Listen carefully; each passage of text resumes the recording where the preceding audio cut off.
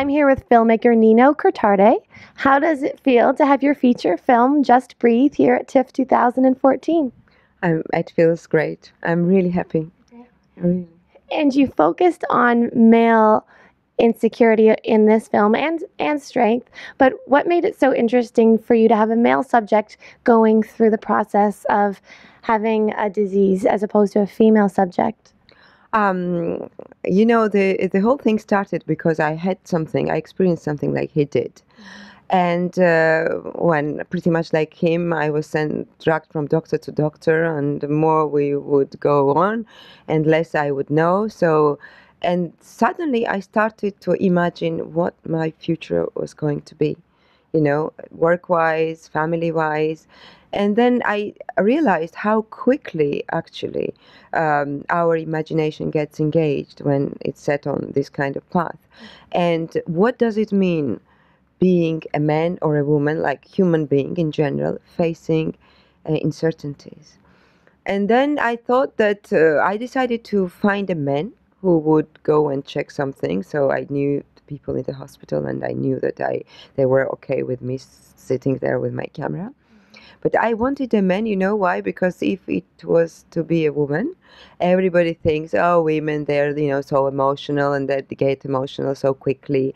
But the introverted guy who is kind of calm and doesn't show very much of emotions, something like that would be absolutely great because it would start slowly and take on really quickly. So for dramatic arc, I thought it was better to have men. And that's what I wanted to choose him. And there are a lot of very vulnerable moments in the film, too, whether he's at a doctor's office or in a bathtub or getting a massage. So how did you build up that level of trust to, really capture those moments? We decided that we would, I thought that if I were not to become really a friend or accepted in this family of friends, this film was never going to work.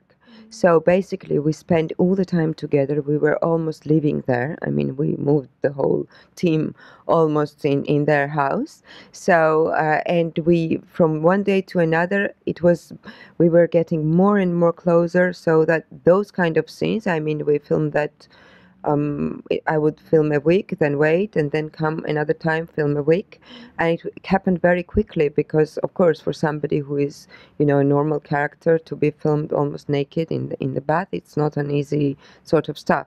But I thought that if there were some kind of relationship, like a friendship between me, my crew, and them, that would be no problem. We would be one of them. And then we could, move forward. And can you speak a little bit to the importance of community and family and friendship that's captured so beautifully in the film when you're going through some health altercations? Yes, I mean, the country where I come from, Georgia, it's very much like this, everything functions like families, friends, and when something goes wrong, these are the first people to come and help you. And it's funny as well that sometimes, it's great, it's fantastic. But I don't know what would happen if, for instance, the second person who came, once the doctor said you had nothing, and somebody comes and says, are you sure he's a good doctor? Yeah. So it's, works both ways, Either they all imagine some catastrophe scenarios and they scare him out, and then they say, oh, don't worry, it's not going to happen like that. But he's, extremely receptive to what is said to him. So he's bouncing from one point to another, between one person and another, and this is also community life because he doesn't know what to expect, and he can't really concentrate on what he thinks because he takes everything that comes from his friends or his family or from his girlfriend, and it's sort of sometimes can be really, really hard, but of course it's great that you can't feel alone, like never. And there were certainly quite a few comedic moments in the film as well, even though it was quite serious.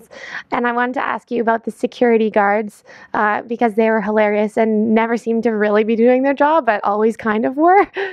Yeah, I just love these characters. I always, in every film, I really, really love these secondary characters. They are so great to build some sort of a picture of universe, you know, and they really work there. So the whole thing was that I went to them before I even started to shoot there, and they were very enthusiastic to be in the film. And the good thing that everybody loves cinema. So as soon as you are doing something, everybody becomes incredibly enthusiastic. For instance, this scene in the bar, which was completely surprise to me, when the two girls they're setting a meeting, and somehow the guy who is sitting in the next table, he jumps in. And I just asked the permission, and it was really on short notice. And then some guy came and said, you know, I don't know. He was one of the guys who was the decision maker there. And he said, you know what, I would like to be in the film as well. I said, fine, just sit here. And if you're interested, do whatever. And I didn't have my headphones. I was filming with two very young people. It was at the early stage of a shooting, and we were all standing outside, so I couldn't even hear what was happening. But at some point I saw that he moved from his place and joined the girls, and I had no idea what they were talking of. And it's great when something like this happens, you know, these different energies, like with guards, you know, they were so natural, and they were never shy, and it's really fabulous when you're working and people are so cooperative. It's great. And where's the best place for us to find out more information on Just Breathe and your other work as well online? Yeah, I mean, there is a Zadig production. They have their own website. If not Sundance, because I had a couple of years ago, 2008 it was, I had a film there. The title of the film is Durakova Village of Fools, that won directing award. So, I mean, they have quite a lot of stuff as well. I mean, if you put Nino Kirtadze, everything comes up. Well, thank you so much. Congratulations on a very wonderful film, and have a great festival. Thank you very much. Thank you, Katie. Thank you. I'm Katie Uhlmann reporting for Katie Chats in downtown Toronto.